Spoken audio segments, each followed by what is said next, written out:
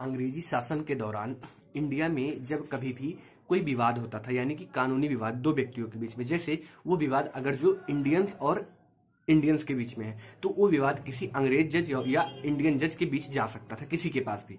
लेकिन जब यही विवाद किसी अंग्रेज और इंडियन के बीच होता था तो इस विवाद को केवल और केवल अंग्रेज जज के ही कोर्ट में सुना जाता था। इसका सिंपल सा मीनिंग था कि अंग्रेज जज जो है अंग्रेज क्लाइंट का फेवर लेता था और इंडियन को सप्रेस करता था।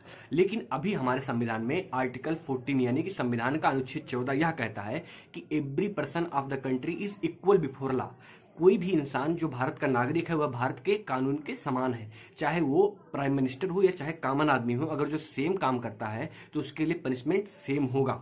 एग्जाम्पल के तौर पे आप देख सकते हैं कि पूर्व प्राइम मिनिस्टर एच.डी. देवगौड़ा के पोता जो प्रज्वल रेवन्ना था उसको भी रेप की वजह से सजा हुआ। उसके पॉलिटिकल कनेक्शन थे। और सेम ही अगर जो कोई गरीब आदमी या बहुत लीचर का आदमी हो सकता है जो रेप केस में आता है तो उसके लिए भी सजा सेम होगा। यानी कि ये जो कानून की समझ समानता थी ये हमारे संविधान ने स्टेब्लिश की, जो कि अंग्रेजों के शासनकाल में इंडिया में नहीं थी।